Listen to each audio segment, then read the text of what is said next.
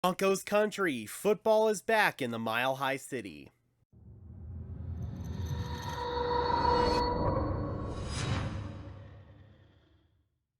Hello everyone and welcome to Denver Broncos Syndicate. I am your host Gage Madrid with a rare on-camera appearance. If this is your first time tuning in, we are a network of sports channels dedicated to bringing you content about our favorite teams. Before we jump in, if you could just do me a favor and smash that like button and subscribe while you're at it, I would really appreciate it. We are trying to reach 1,000 subscribers by the beginning of the regular season, and it really does help push this content out to fellow members of Broncos country. Today, July 26th, the Denver Broncos officially reported for training camp at UC Health Training Center.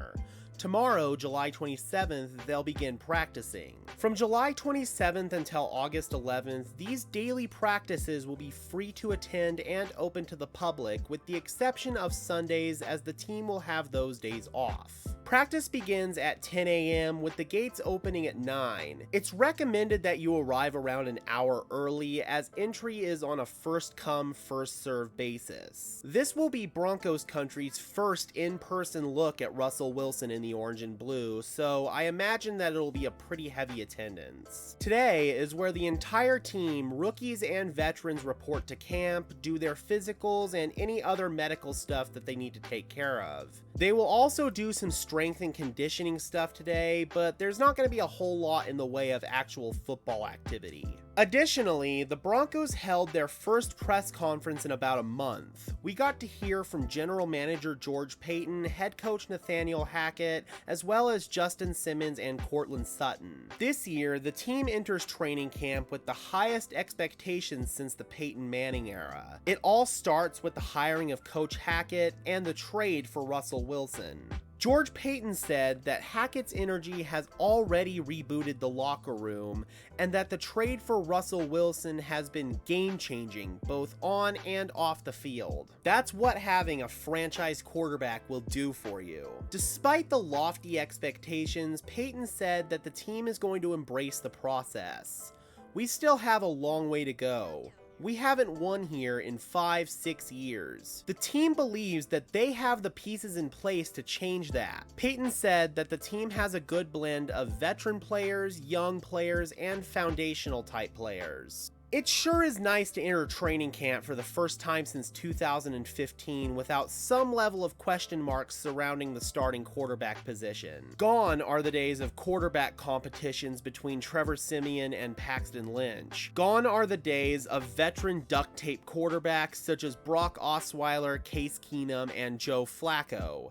Gone are the days of Teddy Bridgewater and Drew Lock. After 6 long, agonizing years of searching the desert, we have finally found water, and it feels great. Although there won't be a quarterback competition this season, there still figures to be plenty of other positional battles at UC Health Training Center this offseason, especially along the offensive and defensive lines. The only player along the offensive line whose job figures to be set in stone is left tackle Garrett Bowles. Everybody else is vying for a starting spot. Along the defensive line, there figures to be some healthy competition for starting spots along the interior, as well as backup spots at edge rusher to Bradley Chubb and Randy Gregory. Speaking of Randy Gregory, George Paton said that several notable Broncos players would be placed on the physically unable to perform list. Those players include Gregory, who's recovering from off-season shoulder surgery, Billy Turner, who dealt with a litany of injuries with the Packers last season,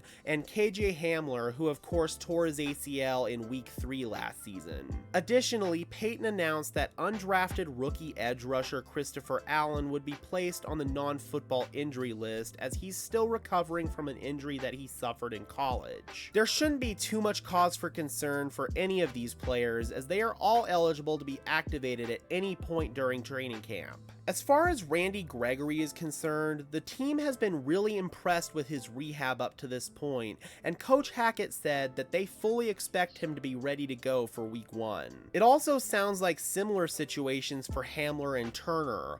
All 3 of these players should be ready to go for the Broncos season opener up in Seattle. When Coach Hackett was asked about the defining characteristics of a championship team, he responded, "When coaches hold players accountable, it's a good team. When players hold players accountable, it's a great team." We have a team that has really embraced the iron sharpens iron mentality, and it's going to be really exciting to see that play out, both on the practice field and in games. The main reason for me appearing on camera in this video is to let you guys know that I will be out at UC Health Training Center for most of the open practices, and I would love to meet as many fellow members of Broncos country as I can. If you happen to see me sitting on the grassy fan berm, please don't hesitate to come up and introduce yourself. I would really love to talk some football with you. My long red hair is pretty easy to spot, so it shouldn't be too hard for you to find me out there.